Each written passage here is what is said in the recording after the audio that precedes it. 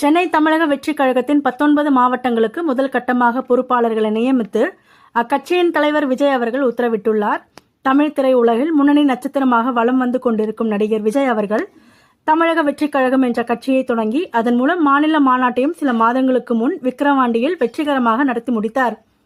2026ஆம் ஆண்டு தமிழக சட்டமன்ற தேர்தலில் வெற்றி பெற்று ஆட்சி அமைப்பதே தமது இலக்கு என்று அந்த மாநாட்டில் பிரகடப்படுத்தி தமிழக அரசியலில் அனலை பற்ற வைத்த விஜய் அவர்கள் தேர்தலுக்கு முன் தாவேகாவை அமைப்பு ரீதியாக வலுவாக கட்டமைக்கும் பணிகளை மேற்கொண்டு வருகிறார். அதன் ஒரு பகுதியாக தாவேகாவின் 19 மாவட்டங்களுக்கான பொறுப்பாளர்களை நியமித்து இன்று அவர் உத்தரவிட்டுள்ளார்.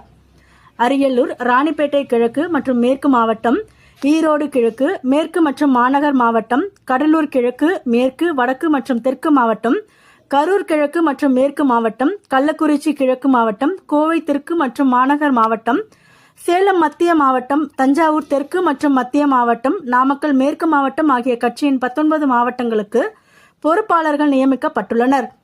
இந்த நியமனத்தில் மாவட்ட செயலாளர், மாவட்ட இணைச் செயலாளர், பொருளாளர், 2 துணை செயலாளர்கள் மற்றும் 10 செயற்குழு உறுப்பினர்கள் அடங்குவர்.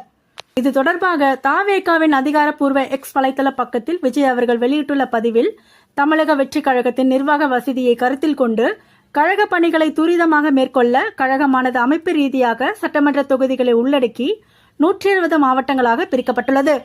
முதற்கட்டமாக 19 கழக மாவட்டங்களுக்கு கழக விதிகளின்படி மாவட்ட பொறுப்பாளர்கள் நியமிக்கப்பட்டுள்ளனர். புதியதாக பொறுப்பேற்கும் நிர்வாகிகளுக்கு எனது மனமார்ந்த வாழ்த்துக்களையும் பாராட்டுகளையும் தெரிவித்துக் கொள்கிறேன். இந்த புதிய நிர்வாகிகளுக்கு கழக தோழர்கள் அனைவரும் முழு ஒத்துழைப்பு நல்கிட வேண்டும் என்று கேட்டுக்கொள்கிறேன் என்று விஜய் அவர்கள் தெரிவித்துள்ளார்.